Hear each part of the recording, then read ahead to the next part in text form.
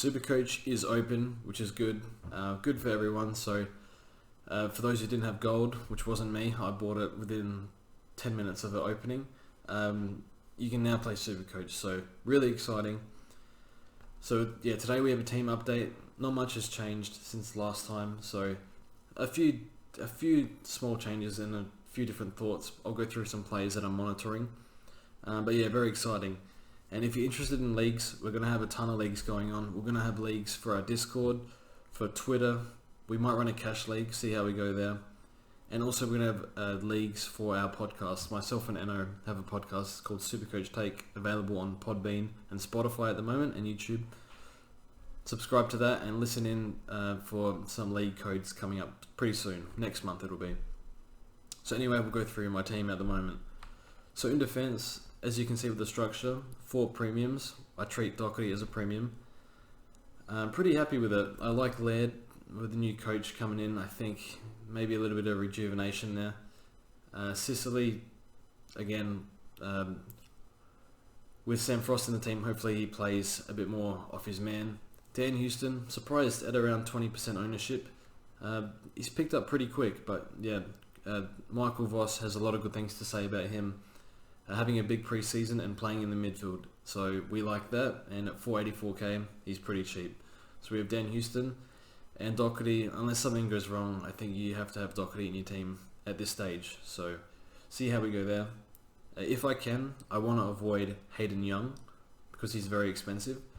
But other than that, I'm pretty happy with the team. Again, rookies, we have no idea yet, so that can all change. Now in the midfield, Jackson Macrae.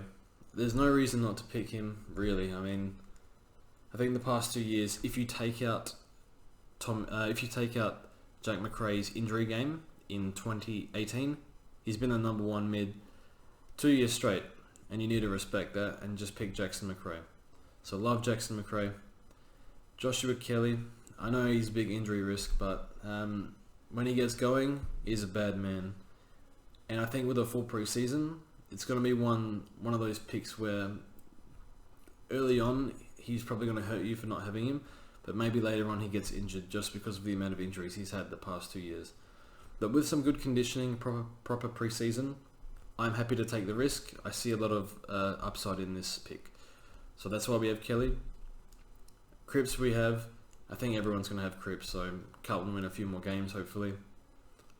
And also we have Josh Dunkley. Josh Dunkley is going to average 135 this year. That's all I have to say, really. A few people were not really arguing, but debating with me on Twitter. We were just going back and forth on Twitter, talking about the Dunkley pick, and none of us were getting through to each other. They were Bevo this, and I think he's proven himself enough, and his ceiling's way too high. So for that reason, I think you definitely pick Dunkley. I think he's one of those picks where he has the potential to end your season in 3 rounds, I think. So definitely pick him. And in the midfield, hopefully we get a lot of midfield rookies. I have no idea who else to pick in the midfield because everyone's either too expensive or not going to be a top 10 mid, likely. So I'm struggling with that. Maybe a bit more research is required there. So we'll see how we go. Ruck's Grundy gone. Next.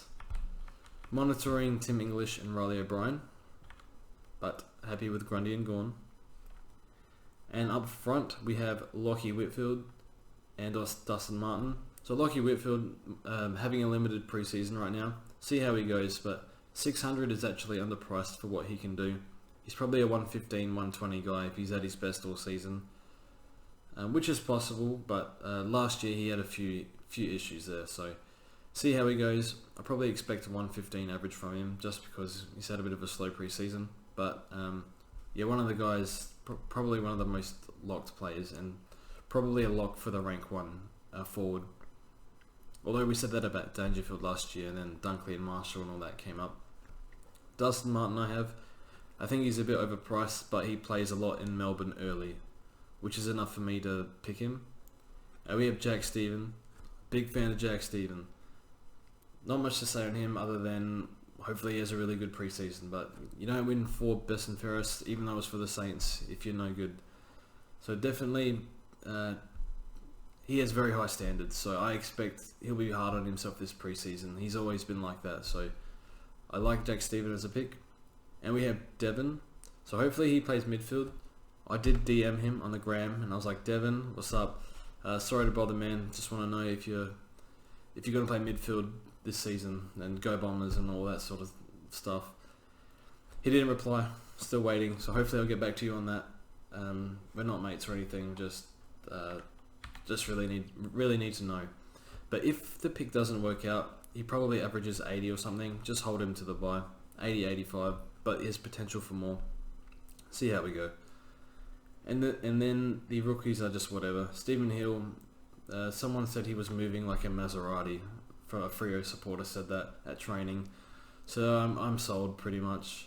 And yeah, I have 70k left over. Not sure who else to pick. So that's the team. Thanks for watching. And yeah, lots more stuff to come. Podcast coming this week on the midfielders. So nothing I'd rather do than talk about Supercoach midfielders, which will be really good. And that's all from me, and I'll see you guys soon.